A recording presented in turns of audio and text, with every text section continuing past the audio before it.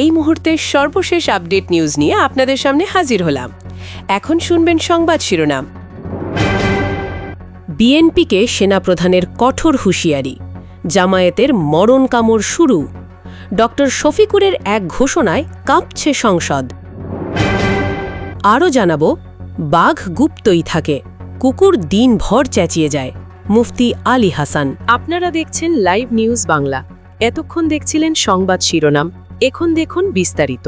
পর্দার আড়ালে যখন রাজনৈতিকদের মুখে হাসি আর হাত মেলানো চলে, তখন শহরের পিচ ঢালা রাস্তাগুলো কতটা রক্তাক্ত হয় আমাদের সেটা ভাবতে বাধ্য করে। ক্ষমতার কেন্দ্রবিন্দুতে যখন শান্তির বার্তা উড়িয়ে উৎসবের সাজানো হয়, তখন ঠিক সেই মুহূর্তেই ঢাকার অলিগলিতে চালিয়ে যাওয়া হয় নতুন দলবাজির খেলা। গোপনে আঁকা হয় চলতি সময়ের আরেক নীল নকশা। আপনি কল্পনা করুন, এক অন্ধ দাবার বোর্ড। খেলোয়াড়রা কেউ দেখছে না, কিন্তু অদৃশ্য কিছু শক্তি যেন ছকের গুটি চালিয়ে যাচ্ছে। আমরা সে হাত দেখতে পাই না, শুধু বিষাক্ত আওয়াজে তাদের নিঃশ্বাস বুঝতে পারি। জুলাইয়ের সেই দামাল ছেলেরা, যাদের সাহসী রক্তদানে এক নায়কতন্ত্রের জমাট শেকড় উপড়ে পড়েছিল, তারা কি কখনো ভেবেছিল সেই খালি সিংহাসন আর এক ফ্যাসিবাদ বসে যাবে?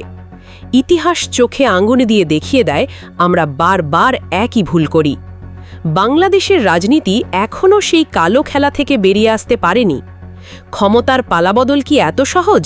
না, এখানে বছরে বদলায় খেলোয়াড়, কিন্তু মাস্টার প্ল্যান বদলায় না, বরং আরও নিখুঁত, আরও নৃশংস হয়ে ওঠে।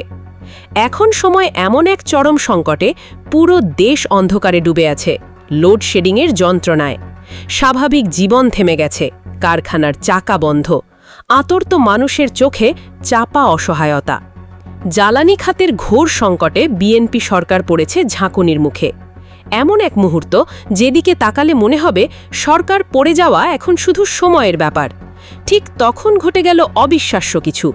রাজনৈতিক নিয়ম হোঁচট খেয়ে বিরোধী দল জামায়াতে ইসলামী পক্ষ থেকে উদারতার হাত বাড়ানো ডক্টর শফিকুর রহমান সামনে এলেন। শুধু কথার আশ্বাস দিলেন না, সরকারকে বাঁচাতে প্রস্তাব রাখলেন যৌথ সংসদীয় কমিটির। তার বার্তা ছিল মোটেই দ্ব্যর্থহীন। সময়টা যখন টানাটানির, তখন বিভাজন নয়, ঐক্যের দরকার। এই উদারতা সত্যিই কি নিদারুণ দেশপ্রেম, নাকি মোড় ঘুরিয়ে রাজনৈতিক মরীচিকা? ক্ষমতাসীন দল সুযোগ বুঝে ডুবন্ত কড়িকাঠের বদলে পেয়ে গেল আস্ত লাইফবোট। প্রধানমন্ত্রী তারেক রহমান ২৪ ঘণ্টার মধ্যেই গঠন করলেন ১০ সদস্যের সংসদীয় কমিটি। ৫ জন সরকার পক্ষ, ৫ জন বিরোধী। বাহ্যিকভাবে লোকজন দেখল অভূতপূর্ব ঐক্যের স্বপ্ন। দেশের মানুষ আশায় বুক বাঁধল। অথচ রাজনীতির অন্দরমহলে বাজতে লাগল অশনি সংকেত। বিশ্লেষকরা সন্দেহে কোপালে ভাঁজ ফেললেন। কারণ বাংলাদেশের বিদ্যুৎ, জ্বালানি আর সার খাত, সেগুলো মোটেই সাধারণ অফিস বা প্রশাসনের হাতের মিঠে নয়। এগুলো হচ্ছে দেশের সবচেয়ে জটিল, বিপজ্জনক ব্ল্যাক হোল, যেখানে লুটেরা সিন্ডিকেট একের পর এক শাসনামলে আদানি, সামেট, বসুন্ধরা, ইউনাইটেডের মতো ধনী গোষ্ঠীগুলো নিয়ন্ত্রণ করে এসেছে। এখনকার সরকার কি চায় এই বিষদাঁত ভাঙতে, নাকি আগের মতোই গোপনে সেই লুটপাটের চুক্তিগুলো বহাল রাখতে চায়? অনুসন্ধান করলে চোখে পড়ে সরকারের মুভ পরিষ্কার আর হতাশাজনক। তাদের ভেতরে নেই সত্যিকারের প্রতিরোধের সাহস, বরং দুর্নীতিবাজ আমলা, কর্পোরেট জোটের পুতুল তারাই। কয়েক মাস ধরে সরকারের মুখে মৌনতার ছায়া। তাদের হঠাৎ হুঁশ নেই। লোডশেডিংয়ের অভিশাপ কাটার আশা যখন তলানিতে, তখন মানুষের ক্ষোভ হতবিহব্বল সরকার আর মহান কমিটির দিকে ফেলে দেবে।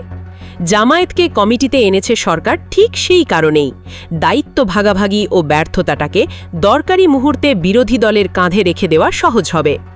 সাধারণ মানুষ রাতের অন্ধকারে যখন শ্রাবণের বজ্রের ঝড়ায় সবার দিকে গালমন্দ ছুড়বে, তখন সরকারি লোকগুলো দেখাবে, দেখো, ওই ১০ সদস্যের কমিটিতে জামায়াত আছে, এরাই তোমাদের কষ্টের জন্য দায়ী।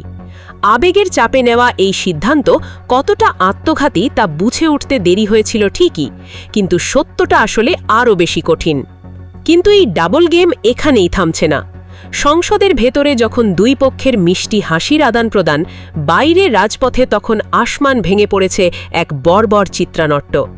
সংসদের এসি ঘরে বন্ধুত্ব, ঐক্যের গান, বাইরে সেই জামায়াতের নেতাকর্মীদের ওপর সরকার পক্ষের ছাত্রদল চালাতে শুরু করল বর্বর হামলা।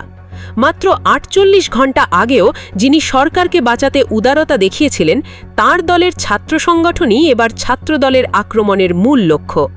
যারা বছর ধরে রাজপথে আদর্শের লড়াই করে এসেছে, তাদের উপর নামিয়ে আনা হল সুপরিকল্পিত পৈশাচিক নির্যাতন। শুরু হলো চট্টগ্রাম, তারপর পাবনা, অবশেষে ঢাকা বিশ্ববিদ্যালয়। ইসলামী ছাত্র শিবিরের নেতাকর্মীদের ওপর চলল অবর্ণনীয় তাণ্ডব। সব মিলিয়ে বাংলাদেশের রাজনীতিতে এই ডাবল গেম নয়া চেহারা ধারণ করেছে। এখানে ক্ষমতার কৌশল আর উদারতার মুখোশ মিলেমিশে যায়। মানুষও দিন শেষে বুঝে ফেলে কে তাদের সত্যিকারের বন্ধু আর কে শুধু সময়ের সুবিধাবাদী খেলোয়াড়। এই হামলা স্রেফ একটা বিচ্ছিন্ন ঘটনা বলে ভুল করো না। এটা ছিল স্পষ্ট একটা থুমকি, একটা খোলামেলা বার্তা নামিয়ে আনা চোখের সামনে। বিএনপি সরকার জানিয়ে দিল তারা ক্ষমতার শেয়ারে বিশ্বাস রাখে না, বরং তাদের একটাই মিশন, পুরো দেশের ওপর একছত্র অধিপত্য, ভয়াবহ আধিপত্য। রাজপথের রক্ত শুকাতে না শুকাতেই অনুসন্ধানী সাংবাদিকতা আর এক ঘৃণ্য ঘটনা টেনে বের করল। পত্রিকার পাতায় উঠে এলো এমন একটা সত্য, যার ঝাঁজে গোটা জাতি চুপচাপ হয়েও গলা টিপে ধরল উদ্বেগে। যখন সাধারণ মানুষ বিদ্যুতের অভাবে দিশেহারা, কলকারখানা বন্ধ হয়ে যাওয়ার আতঙ্কে দিন কাটে, তখন ঠিকই মন্ত্রীরা নিজেদের এলাকা আলোকিত রাখছে। 1 সেকেন্ডের জন্য বিদ্যুৎ যায় না সেখানে। মানে গোটা দেশ অন্ধকারে ডুবে থাকলেও ক্ষমতাবানরা নিজেরা আলোয় বসে আছে। এজন্য দুমুখের খেলা, একদিকে বিরোধীদের ঘায়েলে ফেলে রাখে, অন্যদিকে নিজেদের লাভের হিসেব পাকা করে। সরকার যেন অন্ধবিশ্বাসের ফাঁস দিয়ে পুরো অবস্থা নিয়ন্ত্রণে নিতে চায়, রাজপথে রক্ত ঝরিয়ে ভয় ধরিয়ে দেয়। এই দ্বিমুখী খেলায় জামায়াতের তরুণদের মধ্যে ক্ষোভটা তীব্রভাবে ফুঁসে উঠল। ছাত্র শিবিরের কেন্দ্রীয় নেতৃত্ব, ডাকসুর ভিপি সাদিক কায়েম, তারা আর চুপ থাকতে পারলেন না। সামনাসামনি জামায়াতের শীর্ষ নেতাদের প্রশ্ন করলেন, রাজপথে ছাত্রদল আমাদের ভাইদের রক্ত ঝরাবে, আর আপনারা সংসদে বসে তাদের কিভাবে বিদ্যুৎ সংকটের সমাধান দিতে সাহায্য করবেন? এমন আত্মঘাতী, মেরুদণ্ডহীন নীতি আর চলতে পারে না। তৃণমূলের তরুণদের ক্ষোভে শীর্ষ নেতারা অবশেষে বাস্তবের মুখোমুখি হলেন। এরপর হিসাব দ্রুত বদলে গেল, আর ব্লাইন্ড অ্যালাইয়ের মতো সরকারের ওপর নির্ভর করলে নিজেরই ধ্বংস নিশ্চিত, এটা তারা বুঝে নিলেন। কয়েক ঘন্টার মধ্যেই জোটে ছেদ তৈরি হল।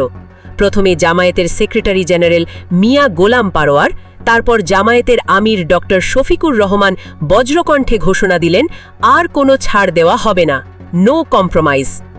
তবুও প্রশ্নটা থেকেই যায়, এই জোট ভাঙন কি শেষ কথা, নাকি আরও কিছু আসছে?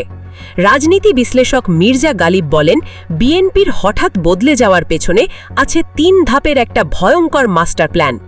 যদি এটা সফল হয়, বাংলাদেশ প্রবেশ করবে নতুন ফ্যাসিবাদের অন্ধকারে। কি সেই 3 ধাপের ব্লুপ্রিন্ট? বিএনপির আচরণ কি পাগলামি, নাকি ভয়ঙ্করভাবে হিসাব করা? মির্জা গালিব তার গবেষণায় এই মুভমেন্টকে নতুন ফ্যাসিবাদ বলে আখ্যা দিয়েছেন। তার মতে এই মাস্টার প্ল্যান দেশের গণতন্ত্রের হাড়গোড় গুড়িয়ে দিতে পারে। প্রথম ধাপ, জবাববিহিতার বিলোপ।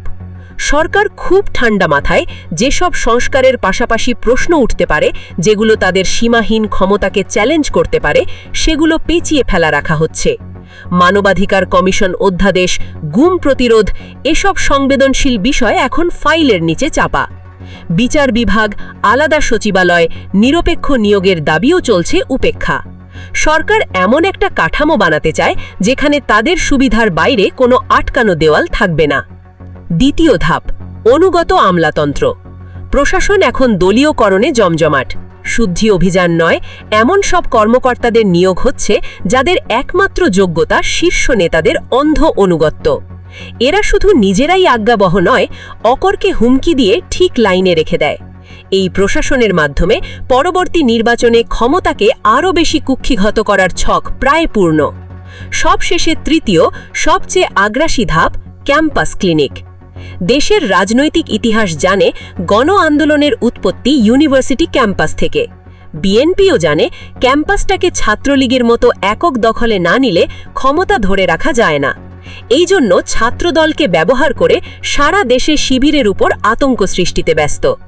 এভাবে তারা এমন একটা সংস্কৃতি বানাতে চায় যেখানে ভবিষ্যতের তরুণ প্রজন্ম অন্যায়ের বিরুদ্ধে মুখ খুলতে ভয় পাবে।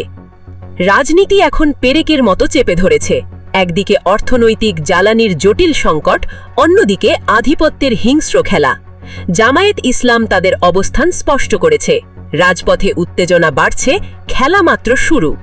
বর্তমানে এই 3 ধাপের ফ্যাসিবাদী ব্লুপ্রিন্ট কি তরুণ সমাজ আর সাধারণ মানুষ মেনে নেবে, নাকি ইতিহাসের চাকা ঘুরে নতুন কোনো বিপ্লব সেই নীল নকশা চুরমার করে দেবে? উত্তরটা সময়ের হাতে। কিন্তু একটা কথা মনে রেখো, জনগণ যখন ঠিকঠাক জাগে, কোনো মাস্টার প্ল্যানই টিকে থাকতে পারে না। সবার আগে সর্বশেষ আপডেট নিউজ দেখতে সাবস্ক্রাইব করে আমাদের চ্যানেলের সাথেই থাকুন। আমাদের নিউজ ভালো লাগলে লাইক, কমেন্টস ও শেয়ার করুন। ধন্যবাদ সকলকে।